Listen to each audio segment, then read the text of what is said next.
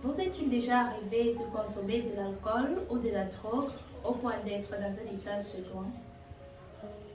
Un contemporain affirme que les drogues sont un investissement dans 2 minutes de plaisir, 20 ans de vie détruite et de cerveau réduit à l'esclavage et à une vieillesse prématurée.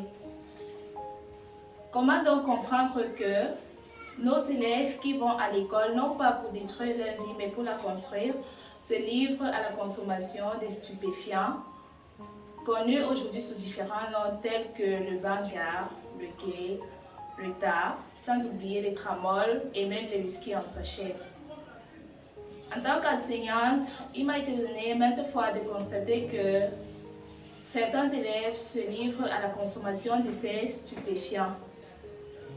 Imaginez-vous, vous êtes en salle de classe, dans l'après-midi, aux dernières heures de cours.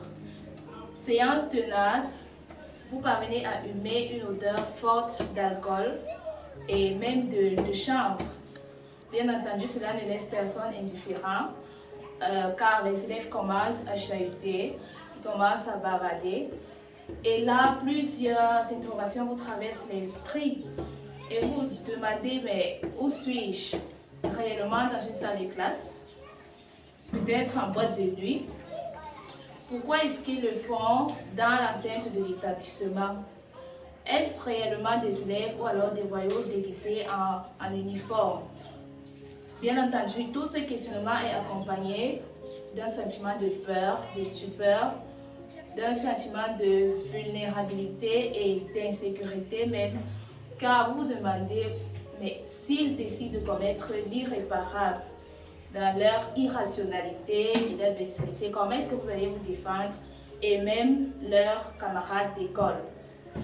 Et puis ce jour passe, vous rentrez chez vous, vous vous couchez, et puis vous dites, demain peut-être je n'aurai pas la même chance. Ça peut être pire, car demain est un autre jour. Et là, l'école qui à la base est un cadre noble pour former des citoyens, de bons citoyens, perd tout son sens. Par ailleurs, plusieurs facteurs sont à l'origine de la consommation des stupéfiants chez les élèves. Nous allons distinguer des motivations intrinsèques et même extrinsèques. Les uns affirment consommer des stupéfiants car ils vivent loin du contrôle parental. Ils louent des chambres et savourent en quelque sorte leur libertinage. Les autres le font par suivisme ou alors pour s'affirmer dans la bande d'amis. Et pour certains, ils l'ont fait une fois et malheureusement sont devenus dépendants. C'est ainsi que nous allons noter que cette consommation ne va pas sans conséquences. Plusieurs conséquences négatives sont liées à la consommation des stupéfiants chez les élèves. C'est pourquoi, en tant qu'acteurs de l'éducation, nous devons nous unir et ensemble dire non à ce fléau qui gangrène notre système éducatif. Non à la consommation des stupéfiants en milieu scolaire, car par là, les élèves abandonnent l'école. Non à la consommation des stupéfiants en milieu scolaire, car les élèves deviennent par là des dévergondés sexuels sur les réseaux sociaux. Carton rouge à la consommation des stupéfiants en milieu scolaire, car nous formons aujourd'hui non pas des intellectuels, mais des cancres. Et par là, notre système éducatif se leurre et se meurt. Cette lutte est un appel individuel à tous les acteurs du système éducatif.